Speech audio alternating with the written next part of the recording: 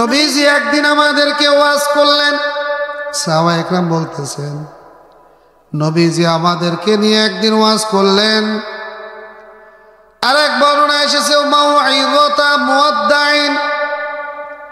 আমরা আমাদের ওয়াজের মধ্যে মনে করলাম এটাই মনে হয় আল্লাহর নবীর জীবনের শেষ ওয়াজ। এমন ভাবে নবীজি ওয়াজটা করতেছেন। নবীজির এই ওয়াজের উসিলা ওয়াজিলাত মিনহাল কুলুব, সামান্য সময় পরে আমাদের অন্তরটা নরম হয়ে গেল।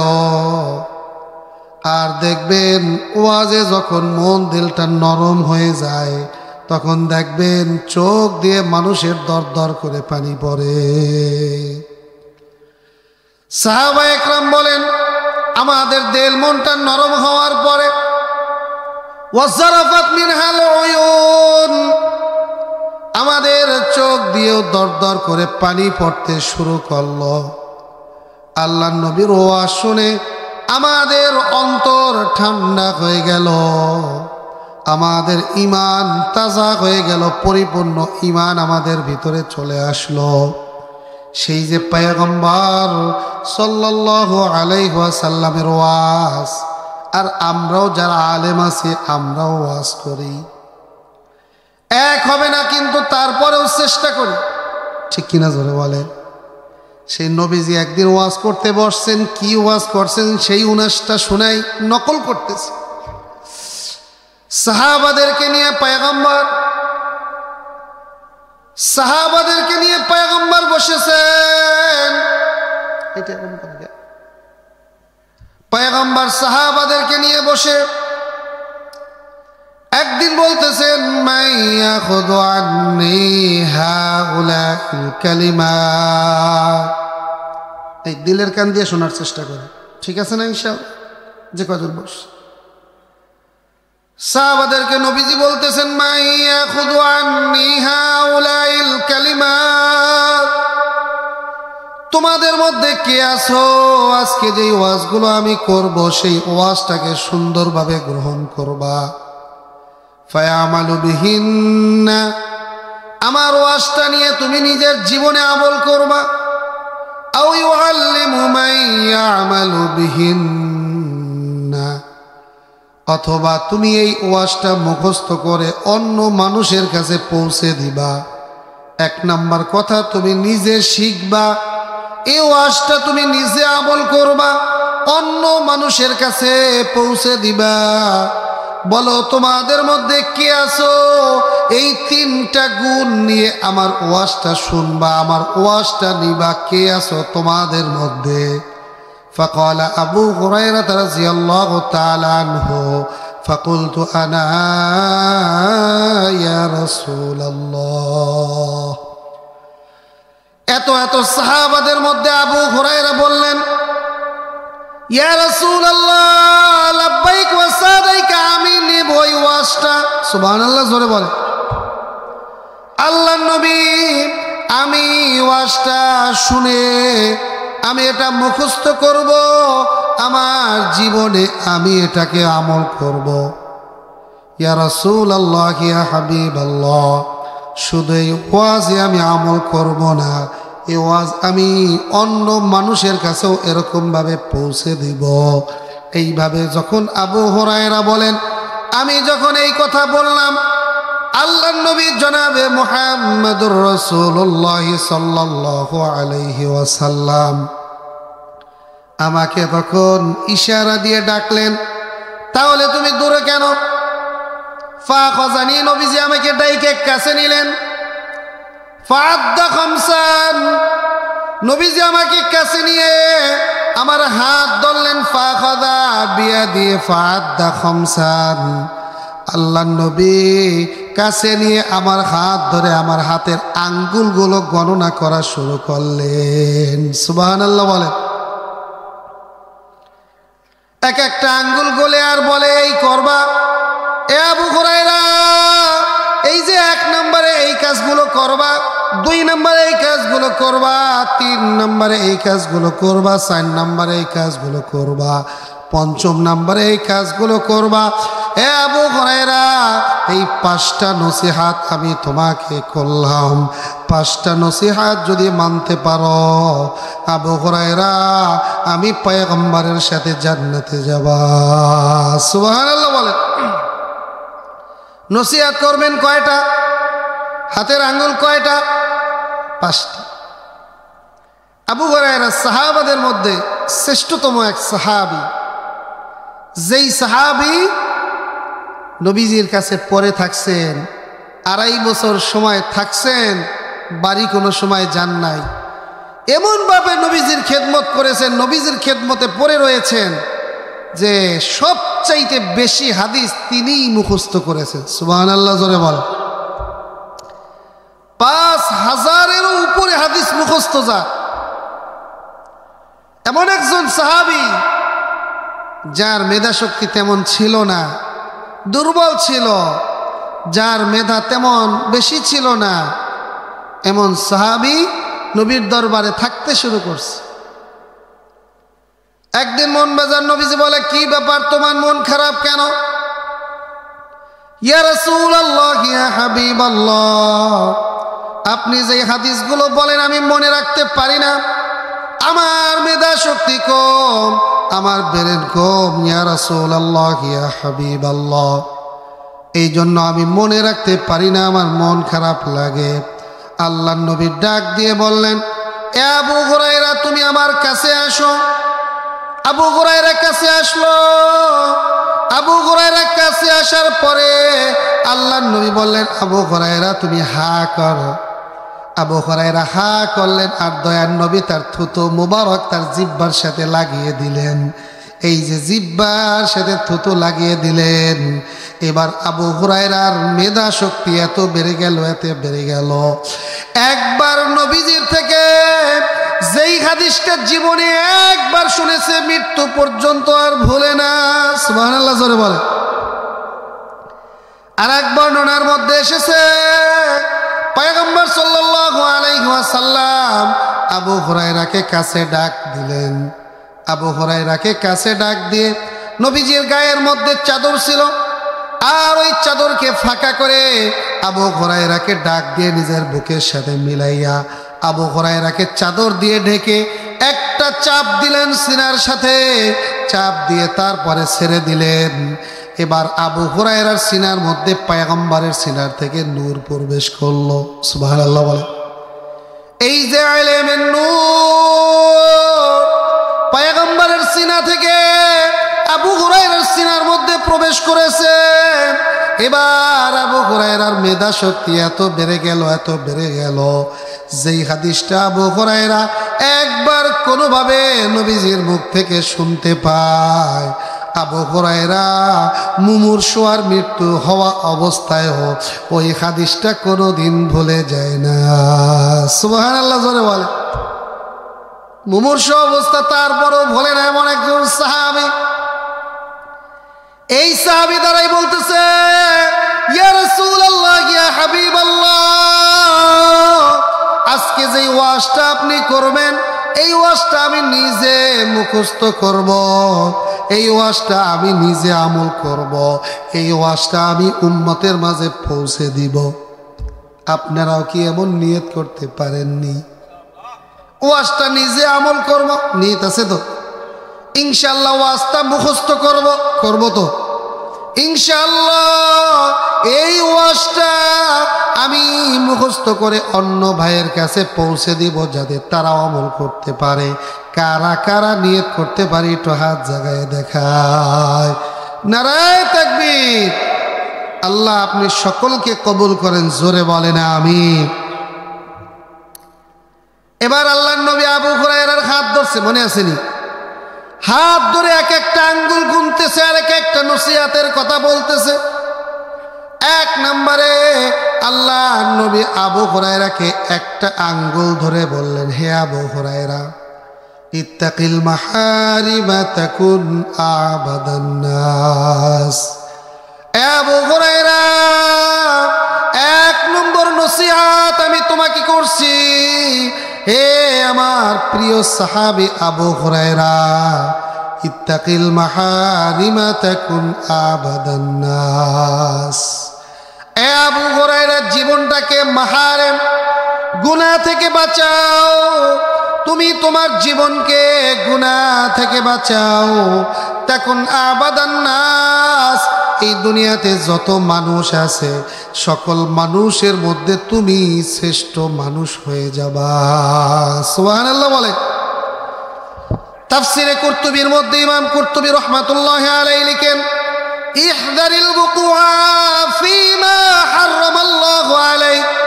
আল্লাহ তাআলা যেই সকল জিনিস তোমাদের জন্য হারাম করে দিয়েছেন, আল্লাহ নবী আবু হুরায়রাকে বলছেন, আবু হুরায়রা ওই হারাম কাজ থেকে, ওই গুনাহগুলোর থেকে তুমি নিজেকে বাঁচাও। কারণ যদি তুমি গুনাহ থেকে বাঁচতে পারো, পৃথিবীর মধ্যে আল্লাহ পাকের শ্রেষ্ঠ বান্দায় তুমি পরিণত হবা। সুবহানাল্লাহ বল। এক নম্বরে গুনাহ থেকে বাঁচতে হবে। জিজ্ঞেস করতে চাই আমার বদরবাসের বাবারা, সাহাবা একরামের জীবনে কি তেমন কোনো গুনাহ আছে? সাহাবা একরামের জীবনে তেমন কোনো গুনাহ নাই। দুনিয়ার সকল নবীরা হলো মাসুম, আর সাহাবা একরাম হলো আল্লাহর পক্ষ থেকে মাহফুজ। তারা এমন মানুষ স্বয়ং আল্লাহ কোরআনুল কারীমের মধ্যে তাদের ব্যাপারে আয়াত নাজিল করছেন, রাদিয়াল্লাহু আনহুম ওয়া রাদু আন। আমি সাহাবা একরামের প্রতি আমি আল্লাহ তাআলা নিজেও রাজি হয়ে গিয়েছি, আর সাহাবা একরামও আমি আল্লাহর প্রতি রাজি হয়ে গিয়েছে। অতএব এমন সাহাবী যাদের প্রতি মাওলায় রাজি হয়ে গিয়েছে, তাদের আমল নামা হেফাজত করেছেন কি? সাহাবা একরাম তো গুনার সাথে তেমন জড়িত হতে চায় না, হয় না। তারপরে পয়গম্বর বললেন, এ আবু হুরায়রা, গুনাহ থেকে বাঁচো, দুনিয়ার মধ্যে শ্রেষ্ঠ মানুষ হবা। কেন বললেন? কারণ সাহাবাদেরকে বলে আল্লাহ নবী গোটা উম্মতকে শিক্ষা দিতে চান। ঠিক কিনা জোরে বলেন। অনেক সময় দেখবেন ঘরের মধ্যে স্ত্রীর প্রতি রাগ করছে স্বামী, স্ত্রীর প্রতি রাগ করে এবার স্ত্রীকে কিছু বলতে পারে না, মেয়েরে খুব রাগ করতেছে, ওই রাগটা মাইয়ের উপর দিয়ে ডালে, এ তুই এ করছিস, এই কাজ করিস নাই কেন, রাগারাগি করে মেয়েরে। বউ বুঝতে পারে আজকে খুব গরম, অন্যায় তো এটা করছি, আমার কিছু কইতেছে না, কিন্তু রাগটা মেয়ের উপর দিয়ে দেখায়। মানে মেয়েকে রাগ দেখাইয়া বুঝায় কাকে? স্ত্রীকে। ঠিক কিনা জোরে বলে। তাহলে আল্লাহর নবী যদিও গুনাহ থেকে বাঁচতে সাহাবাকে বলতেছেন, কিন্তু সাহাবা একরাম তো গুনাহ করে না। আমার সাহাবা একরাম এমন সাহাবী, আল্লাহু আকবার জোরে বলে। साहबा इकराम एमन सहाबी, हम फख्र से कहते हैं हमारे हैं सहाबा, हम फख्र से कहते हैं हमारे हैं सहाबा, वल्लाह हमें जन से प्यारे हैं सहाबा। আমরা সাহাবাদেরকে নিয়ে গর্ব করি। সাহাবা একরাম হলো তারকা সমতুল্য। সাহাবারা জীবনে গুনার সাথে জড়ায় না। সাহাবারা হলো নবীজির সোহবত প্রাপ্ত। নবীজিকে এই চোখ দিয়ে তারা দেখছে, নবীজি যা বলেছেন সাহাবা একরাম জীবনে তাই করেছে, গুনার সাথে জড়িত হয় না। গুনাহ দেখলে সাহাবা একরাম বড় ভয় পায়, গুনাহ থেকে নিজেকে বাঁচায় রাখে। নিজে কোনো সময় গুনাহ করে না, তারপরও নিজেকে বড় গুনাহগার মনে করে। সুবহানাল্লাহ জোরে বলে। নিজের জীবনে কোনো গুনাহ নাই, তারপরও নিজেকে গুনাহ মনে করে আমার কোনো কবিরা গুনাহ হলো নাকি, আমার জীবনে কোনো সগীরা গুনাহ সম্পাদন হলো নাকি, আমার ঈমানের মধ্যে কোনো ত্রুটি আসলো নাকি, আমার ঈমানের মধ্যে কোনো ক্ষতি হয়ে গেল নাকি। সাহাবা একরাম গুনার ব্যাপারে সব সময় সজাগ থাকতেন। আল্লাহর নবীর একজন প্রিয় সাহাবী ছিল হযরতে হুযায়ফা ইবনুল ইয়ামান রাদিয়াল্লাহু তাআলা আনহু। কিতাবুল ফিতানের যত হাদিস আছে সব আল্লাহর নবীর এই সাহাবী বর্ণনা করছেন। ওনার কাছে নবীজি বলে গেছেন মুনাফিক কারা মক্কা মদিনার মধ্যে, মুনাফিকদের একটা লিস্টি আল্লাহর নবী হুযায়ফার কাছে দিয়ে গেছেন। আল্লাহর নবীর প্রিয় সাহাবী হযরত ওমর ইবনুল খাত্তাবের মনে হলো আমার নামটা কি মুনাফিকের তালিকায় আবার হয়ে গেল নাকি? আমার এত বড় সাহাবী ওমর ইবনুল খাত্তাব রাদিয়াল্লাহু তাআলা আনহু, সে মনে করে আমার নামটা কি আবার মুনাফিকের খাতায় চলে গেল নাকি? কারণ মুনাফিকের লিস্টি তো হুযায়ফার কাছে আছে, আমি একটু গিয়ে দেখি। হযরত হুযায়ফার বাড়িতে রাতের অন্ধকারে গিয়ে হাজির। এত রাতে দরজা টাক দিয়েছে কে? দরজার ওপাশে, ওপাশ থেকে আওয়াজ আসলো আমি ওমর। কি ব্যাপার ওমর, এই রাতের বেলা কিসের জন্য তুমি আমার বাড়ির দিকে বাড়িতে এসেছ? বলে ভাই বিশেষ প্রয়োজন, তুমি দরজা খোলো। দরজা খুলে দেওয়ার পরে ওমর রাদিয়াল্লাহু তাআলা আনহু হুযায়ফাকে জিজ্ঞেস করে আমার ভাই আল্লাহর নবী তোমার কাছে যে মুনাফিকের লিস্টিটা দিয়ে গেছে, তুমি একটু ওই খাতাটা খুলে দেখো আমি ওমরের নাম আছে না নাই। হে হুযায়ফা, আমার বড় ভয় হয়, না জানি ওই লিস্টের মধ্যে আমার নাম রয়ে গেছে। হুযায়ফা বলে আল্লাহর নবী আমাকে বলে গেছো এই লিস্টের কথা আমি যেন দুনিয়ার কোনো মানুষের কাছে না বলি। এ ওমর, আমি যদি তোমার কাছে সেই লিস্টের মধ্যে কার কার নাম আছে বলে দেই, আল্লাহর নবীর সেই কথা ওয়াদা আমি রক্ষা করতে পারবো না। আমি বলবো না এই লিস্টের মধ্যে কার নাম আছে, তুমি চলে যাও বাড়ির মধ্যে। ওমর রাদিয়াল্লাহু তাআলা আনহু রাতের আধারে বাড়ি চলে গেলেন। বিছানায় গড়াগড়ি করে, ঘুম হয় না। আমার নামটা কি মুনাফিকের খাতায় আছে নাকি? এইভাবে চিন্তা করে এপাশে যায় ওপাশে যায়, কিন্তু সাহাবীর ঘুম হয় না। একটা গুনাহও করে নাই, তারপরেও সম্ভাব্য দূরবর্তী চিন্তার কারণে তার ঘুম হয় না। আর আমরা শত শত কবিরা গুনাহ করার পরেও আমরা নিশ্চিন্তায় রাতের বেলা ঘুমিয়ে থাকি, ঠিক কিনা জোরে বলে? ওমর রাদিয়াল্লাহু তাআলা আনহু শুয়ে শুয়ে এখন চিন্তা করতেছেন, হুযায়ফা তো এমন একজন সাহাবী, তিনি তো মুনাফিক যারা রয়েছে তাদের জানাজা কখনো তিনি পড়বেন না, কারণ তাদের নাম নবীজি তার কাছে বলে গেছে। আমি একটু যাই, জিজ্ঞেস করি আমার মৃত্যুর পরে সে কি আমার জানাজায় উপস্থিত হবে নাকি। ওমর রাদিয়াল্লাহু তাআলা আনহু সেই গভীর রজনীতে আবার বাড়ির থেকে রওনা করলেন তার বাড়ির দিকে। এবার তার বাড়িতে গিয়ে আবার দরজা টাক দিলেন, কে ভাই এত রাত্রে? বললেন ভাই আমি ওমর, আবার তোমার দরজার মধ্যে এসেছি। হুযায়ফা বললেন এই রাত্রে এত রাত্রে কেন এসেছো? দরজা খুলে দেওয়ার পরে ওমর বলে সম্ভাব্য আমার নাম মুনাফিকের লিস্টে আছে কিনা এই ভয়ের কারণে রাতের ঘুম আমার জন্য হারাম হয়ে গিয়েছে। হে আল্লাহর নবীর প্রিয় সাহাবী হুযায়ফা, তুমি তো কোনোদিন এই লিস্টির নাম আমার কাছে বলবা না, কিন্তু আমি একটা কথা জানতে চাই, আমি ওমর যদি এই মুহূর্তে দুনিয়ার থেকে বিদায় নেই, তুমি বলো তুমি কি আমার জানাজায় শরীক হবা কিনা? আবু এই আল্লাহর নবীর সাহাবী হুযায়ফা ইবনুল ইয়ামান রাদিয়াল্লাহু তাআলা আনহু চোখের পানি ছেড়ে দিয়ে বলতেছেন, হে আল্লাহর নবীর সাহাবী, হে আমিরুল মুমিনিন, খলিফাতুল মুসলিমিন, আপনি সত্যি যদি দুনিয়ার থেকে বিদায় নিয়ে যান, আমি অবশ্যই অবশ্যই আপনার জানাজায় শরীক হব। সুবহানাল্লাহ জোরে বলে। ওমরের সন্দেহ দূর হয়ে গেল, কারণ হুযায়ফা কোন মুনাফিকের জানাজায় শরীক হবে না।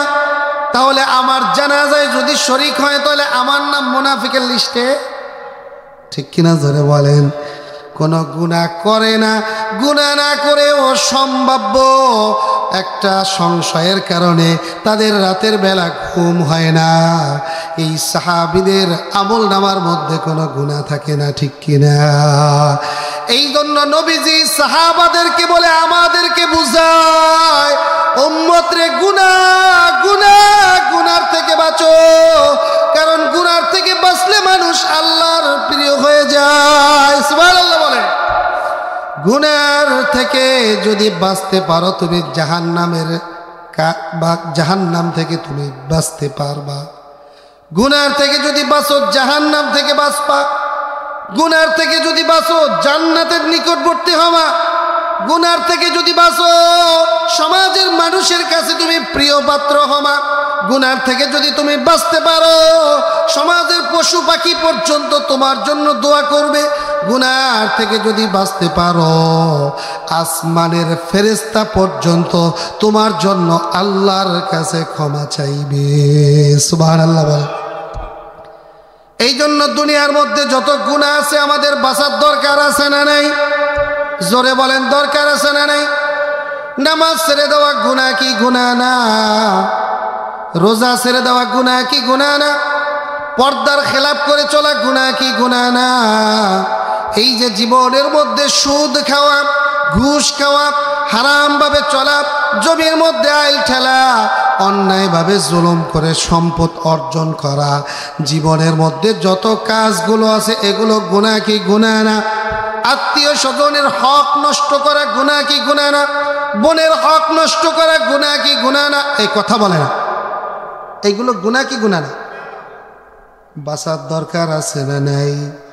আল্লাহর নবী এক একটা গুনার কথা এই কোরআনুল কারীমের মধ্যে উল্লেখ করছেন আর বলছেন, ওয়ালা তাকরাবুজ জিনা ইন্নাহু কানা ফাহিশাতাও ওয়া মাকতা ওয়া সাআ সাবিলা।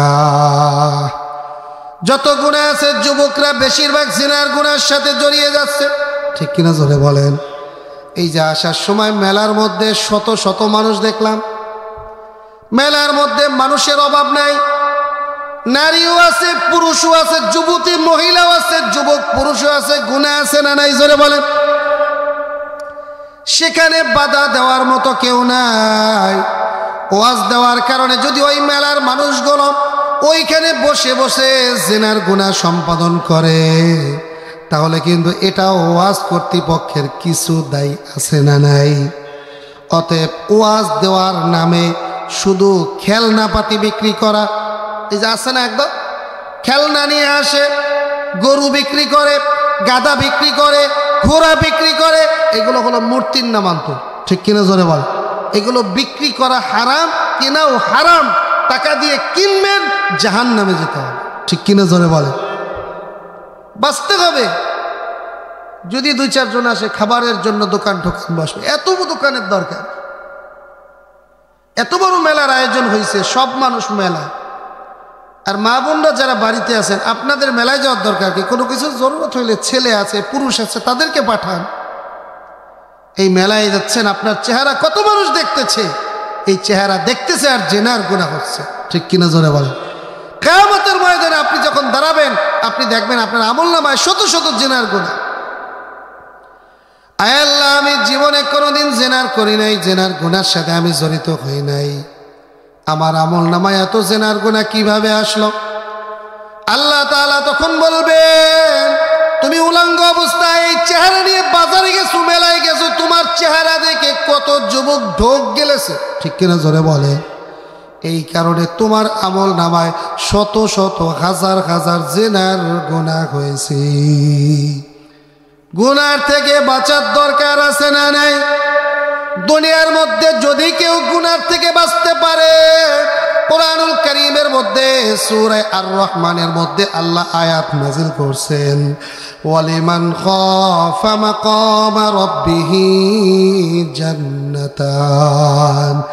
এ দুনিয়াতে কেউ যদি আল্লাহর ভয়ে গুনাহকে ছেড়ে দেয়, কার ভয়ে? জোরে বলেন, এই জোরে বলেন, কার ভয়? আরো জোরে বলেন, কার ভয়?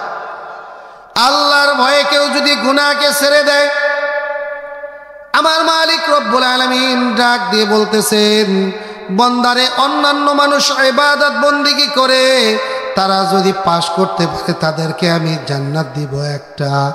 আর তুমি আমার ভয়ে গুনাহকে ছেড়ে দেওয়ার কারণে আমি রব্বুল আলামিন তোমাকে খুশি হয়ে জান্নাত দিব দুইটা। সুবহানাল্লাহ করে বল। যে আল্লাহর ভয়ে গুনাহ ছেড়ে দেয় তার জন্য মালিক জান্নাত দিবেন কয়টা? আরো জোরে বলেন কয়টা? শুধু পরকালেই জান্নাত দিবেন না, গুনাহকে ছেড়ে দেওয়ার কারণে আমার মালিক রব্বুল আলামিন তখন আসমানের ফেরেশতাদেরকে ডাকেন। এই সকল ফেরেশতাদের সর্দার হলো জিব্রাইল আলাইহিস সালাতু ওয়াস সালাম। জিব্রাইলকে ডেকে বলেন, জিব্রাইল, ওই দুনিয়ার মধ্যে আমার অমুক বান্দা আমার ভয়ে আমাকে ভালোবেসে গুনাহকে বর্জন করেছে। হে জিব্রাইল, আমার ওই বান্দাকে আমি ভালোবাসি, তুমিও ভালোবাসো। আর আসমানের মধ্যে ঘোষণা করে দাও, আসমানের সকল ফেরেশতারাও যেন তাকে ভালোবাসে। সুবহানাল্লাহ বলে। এবার জিব্রাইল আলাইহিস সালাম নিজেও ভালোবাসে, আসমানের ফেরেশতারাও ভালোবাসে। আসমানের ফেরেশতারা আবার জমিনের মাখলুকাতের কাছে ঘোষণা করে দেয়, হে দুনিয়ার মাখলুকেরা, হে দুনিয়ার ফেরেশতারা, দুনিয়ার মাখলুকেরা, আল্লাহ পাকের অমুক বান্দা যিনি আল্লাহর ভয়ে আল্লাহর ভালোবাসায় গুনাহকে ছেড়ে দেয়, ওই বান্দাকে স্বয়ং আল্লাহ ভালোবাসে, স্বয়ং জিব্রাইল আলাইহিস সালাম ভালোবাসে, আসমানের ফেরেশতারা পর্যন্ত তাকে ভালোবাসে। তোমরাও জমিনের মাখলুক আর ফেরেশতারা ভালোবাসো, এবার আল্লাহও তাকে ভালোবাসে, স্বয়ং জিব্রাইলও তাকে ভালোবাসে, আসমানের সকল ফেরেশতারাও তাকে ভালোবাসে, জমিনের ফেরেশতারাও ভালোবাসে, জমিনের মাখলুকটাও তারে ভালোবাসে। এই আসমান আর জমিনের যত মাখলুক আছে সব কিছু তাকে ভালোবাসে। এবার এই লোকটার যখন ইন্তেকাল হয়, এই লোকটা ডাইরেক্ট আল্লাহ পাকের দুইটা জান্নাতে চলে যায়। সুবহানাল্লাহ বলে। আল্লামা জালালউদ্দিন সুয়ুতি রহমাতুল্লাহ আলাইহি, ওনার জমানায় উনি একটা ঘটনা লিখছেন কিতাবের মধ্যে, যে এক এলাকায় 3 ভাই ছিল ইমানদার। এই গুনাহ থেকে বাঁচলে কি হয় আপনাদেরকে একটু শুনুন। 3 ভাই ছিল ইমানদার। ওই ইমানদার 3 ভাই নিয়ত করছে, আমরা এদেশে আর থাকতে পারবো না, কারণ আমাদের বাদশা হলো বেঈমান, উনি ঈমান পছন্দ করে না, ঈমানদারদেরকে পেলেই হত্যা করে ফেলে। এজন্য আমরা নিয়ত করছি দেশে আমরা থাকবো না, চলে যাব। যে যারা গুপ্তচর আছে এরা বাদশার কাছে সংবাদ দিচ্ছে, বাদশা আপনি কি জানেন ওই যে 3 ভাই আল্লাহর প্রতি ঈমান এনেছে, আপনাকে খোদা হিসাবে মানে না, ওরা কিন্তু পালিয়ে চলে যাচ্ছে। বাদশা বলে, এত বড় সাহস আমার এলাকায়, আমার দেশের মধ্যে, আমার রাজ্যের মধ্যে থেকে তারা ঈমান আনে, আল্লাহর প্রতি আমাকে খোদা হিসাবে মানে না, আবার আমার এই রাষ্ট্র ছেড়ে তারা পালিয়ে চলে যাবে, এটা হতে পারবে না, ওদেরকে ধরে নিয়ে আসো। বাদশা ওদেরকে ধরে নিয়ে আসলো। ধরে নিয়ে আসার পরে বাদশা তাদেরকে বললেন, হে তোমরা ঈমান ছেড়ে দাও, আমাকে খোদা হিসাবে মেনে নাও। তোমরা যদি আমাকে খোদা হিসাবে মেনে নাও, আমি তোমাদেরকে মুক্ত করে দিব, তোমাদের জন্য আমার এই রাজত্বের অংশীদার বানিয়ে দিব, এই রাজত্ব তোমাদেরকে দিব, তোমরা ঈমান ছাড়ো। এ দুনিয়াতে যখনই কোনো বড় বড় ঈমানের দাবিদার হয়েছে তখনই তার পরীক্ষা আসে না নাই? জোরে বলে। এদেরও সামনে পরীক্ষা আসছে, ঈমানের পরীক্ষা। বাদশা বলে, ঈমান ছেড়ে দাও, ঈমান ছেড়ে দাও। 3 ভাই রাজাকে বলে, বাদশা আমাদের জীবন চলে যাবে কিন্তু আমরা কোনোদিন ঈমান ছাড়ব না, আমরা মৃত্যুর জন্য তৈয়ার আছি, আপনি যে শাস্তি দেবেন শাস্তির জন্য তৈয়ার আছি, কিন্তু ঈমান ছাড়তে রাজি না। সুবহানাল্লাহ জোরে বলে। আমরা কোনোদিনও আমাদের ঈমান ছেড়ে দিব না। বাদশা বলে, ঈমান ছাড়বে না? কত বড় সাহস! এদেরকে তেল গরম করো, তেলের মধ্যে ফালাইতে হবে, ওই তেলের মধ্যে জ্বালিয়ে তাদেরকে হত্যা করে দেওয়া হবে। এবার যেদিন তাদেরকে হত্যা করা হবে ওই দিন জালেম বাদশা হাজার হাজার মানুষের সমাবেশ ঘটালো। সব মানুষগুলো যখন একত্রিত হলো, এবার বাদশা ওই বড় ভাইকে বলল, তুমি ঈমান ছাড়ো। বলো ছাড়বে না। মানুষগুলোর সামনে এবার যখন বড় ভাইকে তেলের মধ্যে ফালায় দিল, তেলের মধ্যে ফালায় দেওয়ার সাথে সাথে এত গরম তেলের মধ্যে সাথে সাথে মাংসগুলো আলাদা হয়ে গেল, হাড্ডিগুলো আলাদা হয়ে গেল, কেমন যেন ফালানের সাথে সাথে তেলের মধ্যে বুনা হয়ে গেল। নাউজুবিল্লাহ জোরে বলে।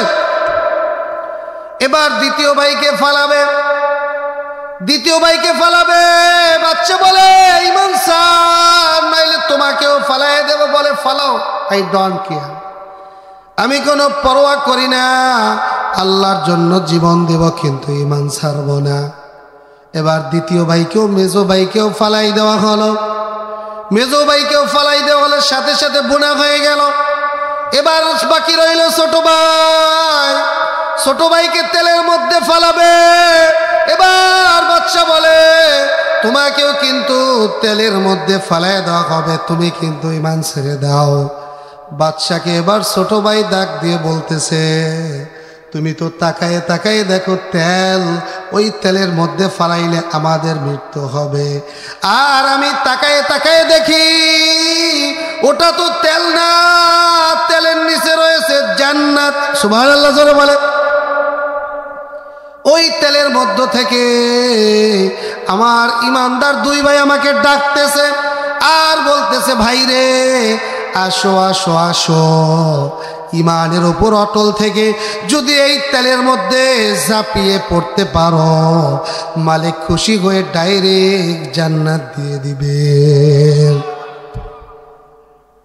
পরীক্ষা আসে না? পরীক্ষা আসে না? অনেক সময় ইমানের পরীক্ষা আসে। ইমান কি নষ্ট করে না কি করে? আল্লাহ। বাদশার একজন হুজুর ছিল, মন্ত্রী সাহেব। তিনি কাছে এসে বললেন, বাদশা, আপনি যদি এই যুবককে তেলের মধ্যে ফালায় দেন, তারা তো তাদের ইমানের পরীক্ষায় পাশ করে গেল, তারা তাদের ইমানের পরীক্ষায় পাশ করে গেল, আপনি কিন্তু বিজয় হতে পারলেন না। আপনি আমার দায়িত্বে দিয়ে দেন, এই যুবককে দিয়ে আমি এমন গুনাহ করাবো, এমন অন্যায়ের সাথে তাকে জড়িত করাবো, তাকে যখন গুনার সাথে জড়িত করে ফেলতে পারবো, ওই সময় এই যুবকের ঈমান দুর্বল হয়ে যাবে। আর ঈমান দুর্বল হলে আপনি যা বলবেন যুবক তাই মেনে নেবে। অতএব আপনি আমার দায়িত্বে তাকে 40 দিনের জন্য ছেড়ে দেন। বাদশা বলে, তুমি কিভাবে তাকে গুনাহ করাবা? কই, গুনাহ করার জন্য আমার কাছে বড় অস্ত্র আছে, আমার এক সুন্দরী কন্যা আছে। নাউজুবিল্লাহ জোরে বলে। পৃথিবীতে যখন কোন ইমানদার আল্লাহওয়ালা মুত্তাকিদের সাথে কেউ পারে না, তখন নারী দিয়া ফাঁসাইয়া তাদেরকে জেলখানার মধ্যে আটকানোর চেষ্টা করা হয়। ঠিক কিনা জোরে বলে? যেমন ইউসুফ আলাইহিস সালামকে ফাঁসানো হয়েছে। কাকে ফাঁসানো হয়েছে? কথা বলে না? ইউসুফ আলাইহিস সালামকে ফাঁসানো হয়েছে নারীবাদী মামলা দিয়ে। একটানা 12 বছর পর্যন্ত জেল খেটেছে। অথচ ইউসুফ আলাইহিস সালামের কি কোনো দোষ আছে? কথা বলে না? কথা বলে না? কোনো দোষ নেই। ওই সময় যারা ছিল সামনাসামনি, অনেকেই বলেছে দোষ না থাকলেই হয়নি, এক ঘরে থাকছে, কি দিয়ে কি করছে, আসক্ত না হইলেই তার ওই অন্দর মহলে ঢুকছেনি, তারে কি জোর করে ঢুকাইছেনি। কতজনে কত কথা বলছে, কিন্তু পয়গম্বর ইউসুফ আলাইহিস সালাতু ওয়াস সালামের সাফাই গিয়েছেন স্বয়ং আল্লাহ, যে ইউসুফ আলাইহিস সালাম পুরা নির্দেশ ছিল। সুবহানাল্লাহ জোরে বলে। জেলখানায় গেলেই সে অপরাধী নয়। আলেম ওলামা ইমানদার মানুষ জেলখানায় গেলেই সে অন্যায়ের সাথে জড়িত হয়ে জেলখানায় গেছে, বিষয়টা এমন নয়। বরং বড় বড় বুজুর্গ আল্লাহওয়ালাদেরকেও জেলখানার মধ্যে পাওয়া যায়। ঠিক কিনা জোরে বল। এই জন্য ভাইরা আমার, ইমানের পরীক্ষা আসবে, ইমানের পরীক্ষা আসলে কখনো রক্ত ঝরবে, কখনো জেল খাটা লাগবে, কখনো জীবন দেওয়া লাগবে। যা কিছুই হোক না কেন আল্লাহকে বেজার করে আমরা কোনো কাজ করতে পারি? জোরে বলেন, কাজ করতে পারি? মন্ত্রী বলতেছে, ওই বাদশাহ, আমার একটা মেয়ে আছে এত সুন্দরী, তাকে দেখলে দুনিয়ার কোনো পুরুষ ঠিক থাকতে পারবে না। ওর ইমানের কত পাওয়ার, আমার কাছে একটু দেন না। কয়টা যাও, 40 দিনের জন্য তোমার কাছে দিয়ে দিলাম। এবার একটা অন্ধকার ঘরের মধ্যে, নির্জন, যেখানে অন্য জায়গার কোনো শব্দও যায় না, সেই ঘরের মধ্যে যুবককে আবদ্ধ করে দেওয়া হলো। আর সেই ঘরের মধ্যে ওই মন্ত্রীর একদম সুন্দরী রূপসী কন্যাকে সাজিয়ে গুছিয়ে, যেইভাবে সাজলে যুবকেরা আকৃষ্ট হয় ওইভাবে সাজিয়ে গুছিয়ে তাদের ওই মেয়েকে ওই ঘরের মধ্যে দিয়ে দেওয়া হলো। নাউজুবিল্লাহ, জোরে বলে। ইমান নষ্ট করার জন্য, ইমানকে ধ্বংস করার জন্য। এই যে দেখবেন দেশের মধ্যে যত অ্যাড দেয়, হোক সেটা টিভিতে, হোক সেটা বিলবোর্ডে। বিলবোর্ড চেনেননি আপনারা? হ্যাঁ, রাস্তায় রাখবেন বিশাল বিশাল সাইনবোর্ড, এগুলোকে বিলবোর্ড বলে। এই বোর্ডের মধ্যে বিভিন্ন কোম্পানির অ্যাড দেয়। পুরুষের ছবিটা দেয় একদম টাই পরা, একদম ব্লেজার স্যুট পরা, ওদিকে প্যান্ট পরা একদম পাওয়ার নিচ পর্যন্ত, ওদিকে মাথায় আবার ক্যাপ পরা, কোনো জায়গায় সমস্যা নাই, সব জায়গায় ঢাকা। আর পাশে যে মাইয়েটার ছবি দেয়, এর যে জামা কাপড়ের কত অভাব, জামার মাথার চুলের উপর তো কিছুই নাই, হাতেও কিছু নাই, পায়েও কিছু নাই, প্যাডের মাঝখানেও নাই। আগে আমরা পড়তাম আলিফ খালি বান নিচে 1 নোক্তা, আর এখন দেখি পেট খালি, পিঠ খালি, হাত খালি, পাও খালি, কপারের উপর 1 নোক্তা। কথা বলে না, ঠিক কিনা জোরে বলে? আমাদের ইমান আমলকে নষ্ট করার জন্য এগুলো হচ্ছে, আমাদের ইমানকে ধ্বংস করার জন্য এগুলো করা হচ্ছে। সমাজের কিছু নারীরা নিজেদেরকে মনে করতেছে যে আমরা যদি এইভাবে সেজে গুজে বের হই আমাদের দাম বাড়বে। কোন পদ্ধতিতে নারীদের দাম বাড়বে এটা বলবেন কি? জোরে বলেন। তাহলে কোন পদ্ধতি বাড়বেন সেটা বলছেন আল্লাহ, সেটা কোরআনুল কারীমে সূরা আহজাবের 33 নম্বর আয়াতের মধ্যে আল্লাহ বলছেন। সেই পদ্ধতিতে না গিয়ে তুমি নিজে একটা পদ্ধতি অবলম্বন করলা। এই কথাও আমার নবীজি 1400 বছর আগে হাদিসের মধ্যে বলছেন যে শেষ জমানায় এমন কিছু 2 শ্রেণীর মানুষ থাকবে, তারা জাহান্নামের মধ্যে যাবে, তারা জান্নাতে তো যাবেই না, জান্নাতের ঘেরানও পাবে না। নাউজুবিল্লাহ, জোরে বল। এই 2 শ্রেণীর মানুষের মধ্যে এক শ্রেণীর মানুষ কারা? ওই সকল নারীরা কাসিয়াতুন আরিয়াতুন, আল্লাহ নবী বলেন নিসাউন কাসিয়াতুন আরিয়াতুন মুমিলাতুন মাইলাতুন রুসুহুন্না কাআসনিমাতিল বুখতিল মাইলা লা ইয়াদখুলনাল জান্নাতা ওয়া লা ইয়াজিদনা রিহাহা ওয়া ইন্না রিহাহা লাতুজাদু মিন মাসিরাতি কাযা ওয়া কাযা। আল্লাহ নবী বলেন শেষ জমানায় পুরুষদের, যুবকদের ঈমান আমলকে নষ্ট করার জন্য এমন কিছু নারীদের জন্ম হবে, এমন কিছু নারীরা বের হবে, সেই নারীরা পোশাক পরা থাকবে কিন্তু তারা উলঙ্গ। কে বলছেন? নবীজি বলছেন। নবী বলেন তারা পোশাক পরবে কিন্তু তারা উলঙ্গ। পোশাক পরে উলঙ্গ থাকার অর্থ হলো 2টা। অর্থ কয়টা? জোরে বলেন। 1 নম্বরে পোশাক পরছে কিন্তু এত পাতলা পোশাক, যেই পোশাকের ভিতর দিয়ে তার অঙ্গ প্রত্যঙ্গ সব দেখা যায়, এমন পোশাক আছে না নাই? জোরে বলেন, আছে না নাই? আমরা ঈদের সময় আমাদের বাচ্চাদেরকে কিনে দেই শাড়ি আর মশারি, মশারির আতা দিয়ে জামা বানানো, আছে না নাই? জোরে বলে। ওরা ওদের চক্রান্তের মধ্যে আমরা সবাই পড়ে গেছি। ইহুদি খ্রিস্টানরা মনে করছে এই ছোট্টবেলা থেকে বাচ্চাদের হাতাগুলো যদি এই পর্যন্ত দিয়ে দেওয়া যায়, আর হাতা যেটা থাকবে সেটা যদি মশারি বানাই দেওয়া যায়, এভাবেই যদি ওরা বড় হয়ে অভ্যস্ত হয়ে যায়, ওরা বড় হলেও ওদের লজ্জা থাকবে না, তখন ওরা হাতা কাটা জামা পরে রাস্তায় ঘুরবে, কিন্তু লজ্জা লাগবে না। ঠিক কিনা জোরে বলে? এখন বালেগ হয়ে গেছে, বড় হয়ে গেছে, তারপরও হাতা নাই, আছে না নাই? জোরে বলে। নবী আমার বলে 1 নম্বরে কাসিয়াতুন, কাপড় পরা, পোশাক পরা, কিন্তু তারা থাকবে উলঙ্গ। উলঙ্গর 2টা অর্থ।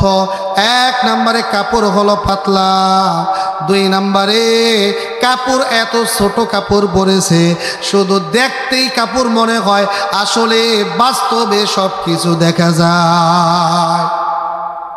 মুমিলাতুন মাইলাতুন, আল্লাহর নবী বলেন এই সকল নারীরা নিজেরাও তারা সাজসজ্জা করে আকৃষ্ট করতে চায়, আর যুবকরাও তাদের প্রতি আকৃষ্ট হয়।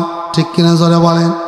রুউসুহুন্না কাউসনিমাতিল বুখতিল মাইলা, তাদের চুলগুলো কেমন হবে আমার নবী 1400 বছর আগে বলে গেছেন।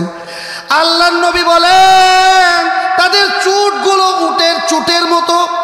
আপনারা দেখবেন উটের পিঠের মধ্যে এরকম একটা চুট আছে, গোছা আছে বড়, এরকম হেলে দোলে, দেখছেন না? এই উটের চুটটা যেমন উঁচা থাকে, ওই নারীরা তাদের চুলগুলোকে এরকম মাথার ওপর খোপা বানাইয়া, এরকম ভাবে উঁচা বানাইয়া, এরকম ভাবে রাস্তায় খেলে দুলে চলতে থাকবে। আল্লাহর নবী বলেন মুসুন্না কাউসনিমাতিল বুখতিল মাইলা, উটের চুটের মতো এরকম চুল বানাইয়া, চুলের মধ্যে ঘেরান লাগাইয়া, শরীরের মধ্যে ঘেরান লাগাইয়া তারা রাস্তা দিয়া চলবে আর যুবকদেরকে আকৃষ্ট করবে। আল্লাহর নবী বলেন লা ইয়াদখুলনাল জান্নাতা ওয়ালা ইয়াজিদনা রিহাহা, এই দুনিয়াতে এই সকল নারী যারা হবে, এ নারীরা কোনোদিন জান্নাতে যাবে না। আল্লাহর নবী বলেন জান্নাতের ঘেরানও পাবে না। নাউজুবিল্লাহ, জোরে বলে। কয় জান্নাতের ঘেরান পাবে না, কয় জান্নাতের ঘেরান কত দূর থেকে পাওয়া যায়? নবী আমার বলেন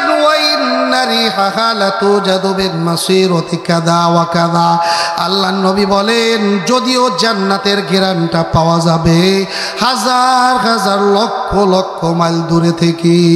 সুবহানাল্লাহ, জোরে বলে। ওই ইমানদার যুবকের ঘরের মধ্যে এমন একজন সুন্দরী বেহায়াপনা নারীকে ঢুকাইয়া দেওয়া হলো, কিন্তু যুবকের ইমান বড় মজবুত। ওই ইমানদার যুবক ওই নারীর দিকে তাকায়ও না, নারীর সাথে কথাও বলে না, শুধু নিজের ইবাদত বন্দেগী আর ওইখানে বসে নিজের কাজকর্মর ব্যস্ত থাকে। 1 দিন 2 দিন করতে করতে করতে করতে ঘটনা সংক্ষেপ করে দিলাম, 40 দিন হয়ে গেল, কারণ আমার সময়টাও প্রায় শেষ হয়ে এসেছে। 40 দিন হয়ে যাওয়ার পরে এবার ওই মেয়ের বাবা বাদশার প্রধান উজির বা মন্ত্রী তিনি আসলেন দরজা টাক দেওয়ার জন্য। দরজা যখন খুলে দেওয়া হলো, এবার ওই উজির বা মন্ত্রী জিজ্ঞেস করলো, মারে কি ব্যাপার, যুবকের সাথে তোমার সাথে মোলাকাত হয়েছে নি, যুবকের সাথে তোমার সাথে সাক্ষাৎ হয়েছে নি, তার ইমানের কি অবস্থা, তার কি হালাত, আমাকে একটু শোনাও, আমি বাদশাকে গিয়ে সংবাদ দিব। এবার ওই মেয়েটা চোখের পানি ছেড়ে দিয়ে বলতেছে, বাবা তার ইমানের হালাত দেখে আমার দিলের মধ্যেও ইমান চলে আসছে। বলো এটা কিভাবে সম্ভব? তুমি কি তোমার রূপ যৌবন যুবকের সামনে প্রকাশ করতে পারো নাই? মেয়েটা এবার ডাক দিয়ে বলে, বাবা লজ্জা শরমের মাথা খেয়ে তোমার কাছে বলি, আমার বাবা আমি আমার রূপের যত সৌন্দর্য আছে, যত কিছু পেশ করা যায়, রাত্র যখন গভীর হইত আমি সব সৌন্দর্য তার সামনে পেশ করতাম, কিন্তু সে কোনোদিন এক নজর আমার দিকে তাকায় নাই। ও বাবা আমার কাছে মদের পানি ছিল, আমার কাছে হারাম গোশত ছিল, এগুলো আমি দিয়েছি, সে কোনোদিন খায় নাই। বলে সে কি করেছে, রাত্রটা তার কিভাবে কেটেছে, তার জীবনটা 40 দিন কিভাবে বেঁচেছে। এবার ওই মেয়েটা চোখের পানি ফালায়া বলে, বাবা রাত্র যখন হইতো যুবকটা আমার দিকে তাকানো তো দূরের কথা, সে যায় নামাজ নিয়ে দাঁড়িয়ে যেত, সে একটার পর একটা নামাজ পড়তো আর সিজদা দিত। 2 রাকাত 4 রাকাত পর পরে নামাজ পড়ে কখনো মুনাজাতে কখনো সিজদায় পড়ে মালিকের কাছে চোখের পানি ফালাইয়া কাঁদতো আর বলতো, দয়ার মালিক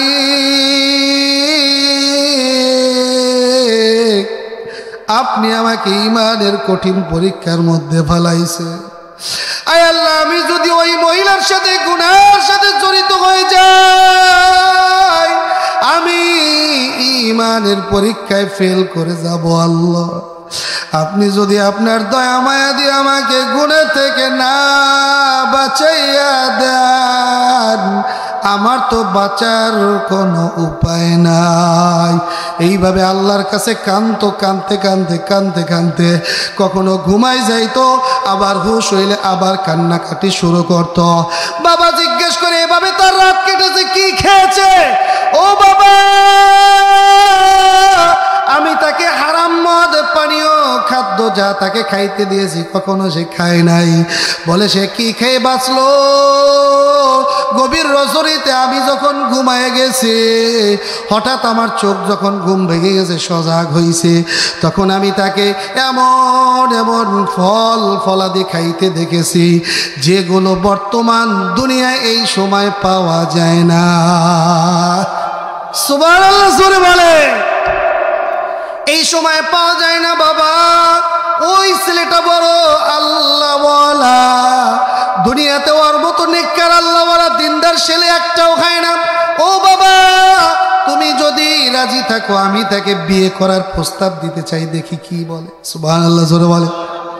এবার এই মন্ত্রী বলতেছে, মারে যুবকের কথা তুই যা বলতেছিস, তার কথাবার্তা শুই না, তার ঈমানের কথা শুই না, তার নেককার দিনদারের কথা শুই না, আমার দিলের মধ্যেও আল্লাহর প্রতি ঈমান চলে এসেছে। আল্লাহু আকবার জোরে মারে। এ মা, তোমাদেরকে আমি এই পিছনের দরজা দিয়ে বের করে দেই, যাও তোমরা এই ঘর থেকে বেরিয়ে পালিয়ে যাও। এবার ওই মেয়েটা সুন্দর পোশাক পরে, যুবক বলে, আমি তোমাকে আমার সাথে নিয়ে যেতে পারি, তবে তুমি আমার পিছনে পিছনে হাঁটবা, তুমি আমার সামনে যেতে পারবা না, কারণ তুমি আমার স্ত্রী না, তুমি হলো পরনারী। তোমাকে সামনে দিলে তোমার চেহারা না দেখলেও পিছনের আকৃতি দেখা হবে, ঠিক কিনা জোরে বল। আমি তোমাকে দেখতে চাই না, আমি ঈমানের বলে বলিয়ান হতে চাই, আমি গুনার সাথে জড়াতে চাই না।